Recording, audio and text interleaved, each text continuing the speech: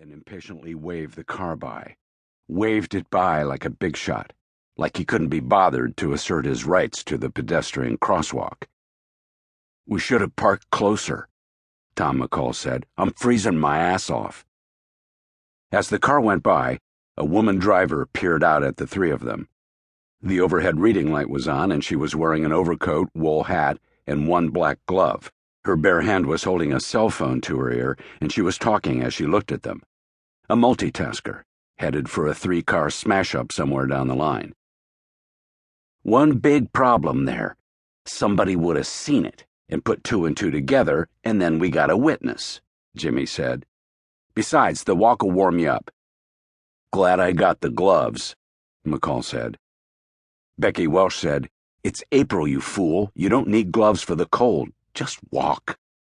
Jimmy had smoked a Marlboro down to the filter, and he snapped it into the street and bent into the task of climbing the hill, Tom and Becky on his heels, the three of them throwing splashy shadows in the pale April moonlight.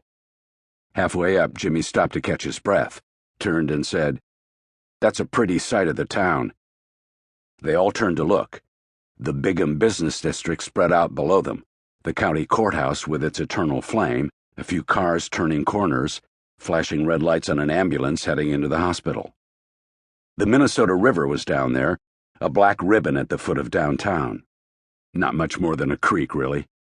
They'd left Jimmy's Firebird in an apartment parking lot at the base of the hill, where they could get to it in a hurry.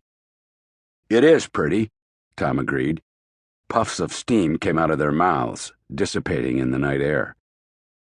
Jimmy took another cigarette out of the pack and tapped the tobacco end on a thumbnail, then cupped his hands to his mouth and lit it with an old Zippo lighter that left behind the stink of lighter fluid when he sparked it off. His square jaw looked yellow in the light of the flame.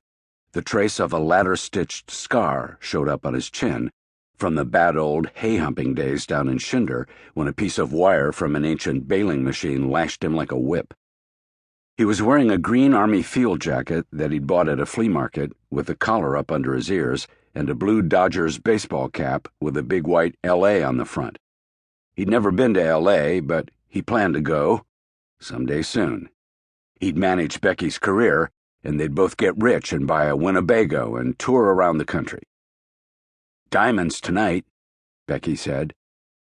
Tom said, "I don't know about this. It don't feel entirely right to me."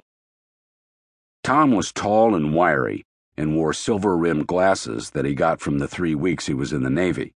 At the end of 3 weeks, one of the RDCs noticed the scale in his arms and asked, "Is that the heartbreak of psoriasis I see there?" It was, and Tom was out.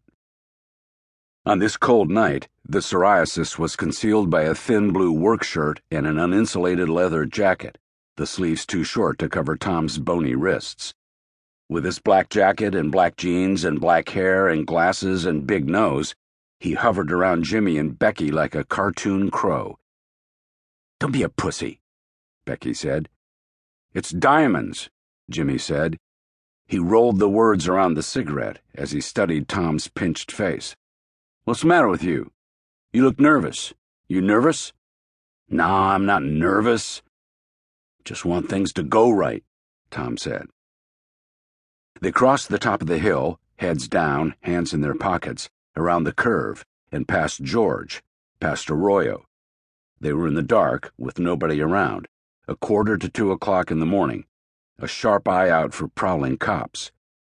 Jimmy had a pistol stuck in his waistband at the small of his back, and he reached back under his coat and touched it from time to time, a talisman of power. He'd never had one of those. "Getting close," Becky said. Now she sounded nervous. They passed a streetlight, and in the pool of light, which fell on them like a mist, she said, "Stop a minute, Jimmy." She caught his arm and pulled his cigarette hand out to one side, and kissed him, and put her tongue in his mouth, and pressed her pelvis against him. He tasted like nicotine and French fries. Jimmy said, "Baby," and stepped back, and took a drag and tipped his head into a dark side street, and said, "Let's go." They were going over to Lincoln, to a dark wood frame house with a wide front porch and bridal wreath bushes down the side.